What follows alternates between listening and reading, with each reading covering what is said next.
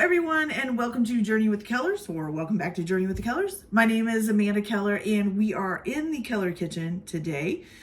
So today I'm not actually going to be able to show you the recipe because I've already made this, and I'll give that explanation here in just a minute.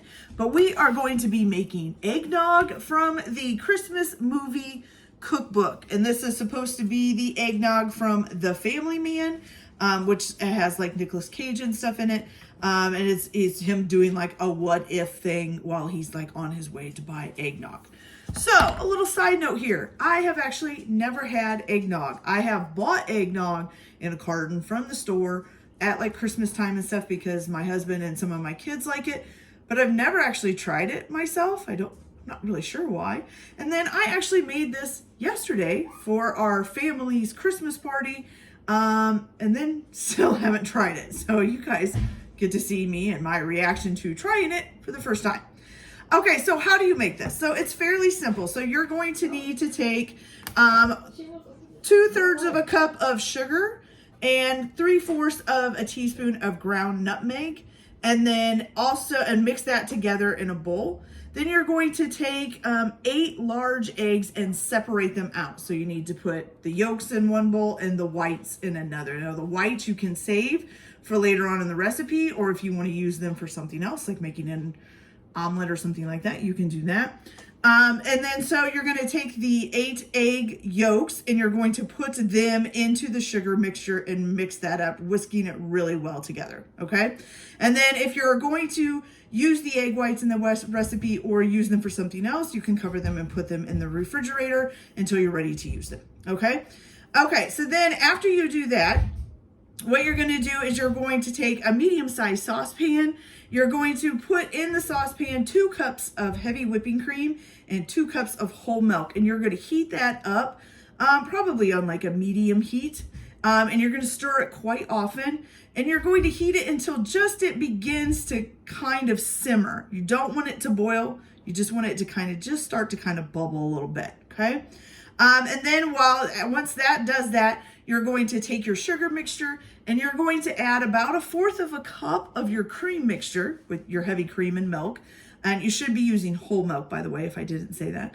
So you're going to add 1/4 of a cup of your hot cream mixture into your sugar mixture and whisk it together real good.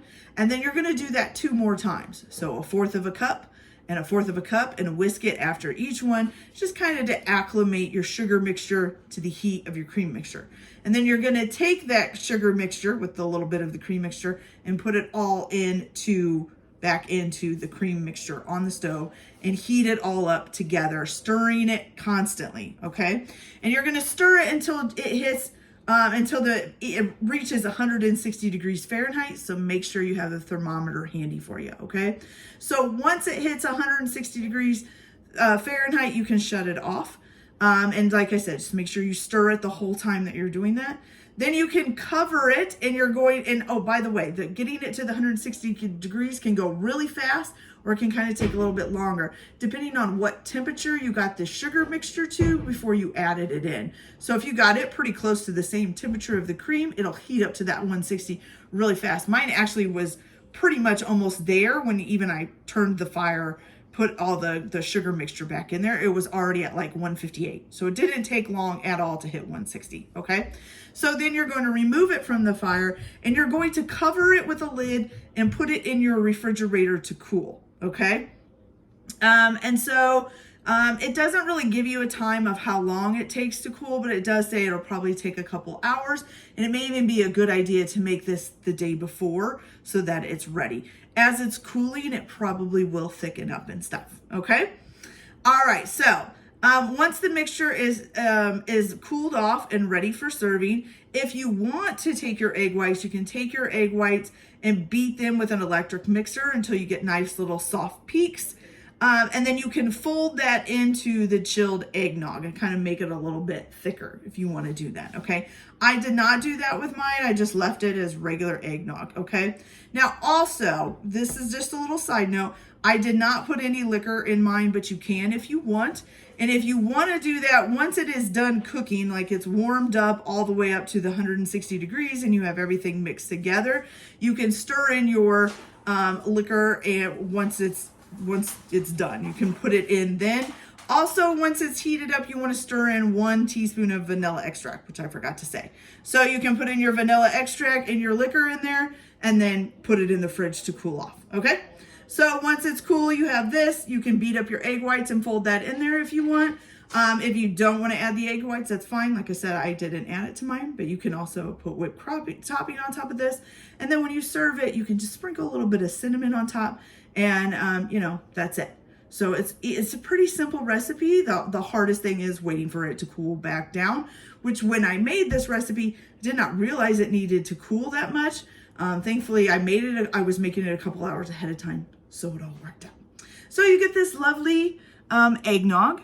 As you can see all the nice specks of nutmeg, and I've sprinkled some cinnamon on top. So let's try this. So like I said, I've never had eggnog. I don't even know if I like it. So we're gonna try it. Now mine is alcohol free. So if you know, like I said, you can add alcohol to it if you want. It suggests using either 3/4 a cup of rum, cognac, or cognac. I can't say that. Cognac and bourbon or bourbon. Okay, so it's whatever, you know, any of those three. You just add 3/4 of a cup to it before you stick it in the refrigerator. Okay, so let's give this a try. See how we like it.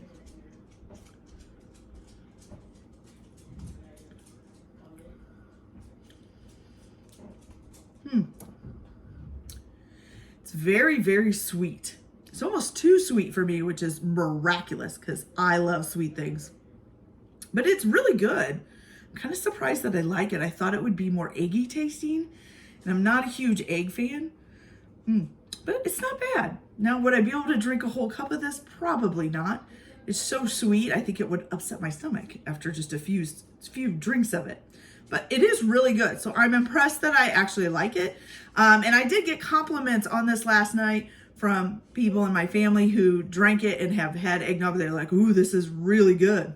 So it must be a really good eggnog. I don't know.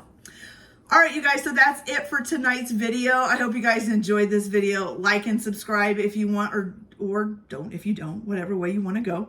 I wish I could have actually filmed it when I was making the recipe, but there was just too much chaos going on in the house. It was too loud. You guys wouldn't have been able to hear me. So it's just easier just to do it now that everything has settled down. So hope you guys enjoy your holidays, enjoy your evenings, enjoy your weekends, enjoy whatever you're doing right now. Everybody have a good time. Keep your kitchen messy, and we'll see you later. Bye.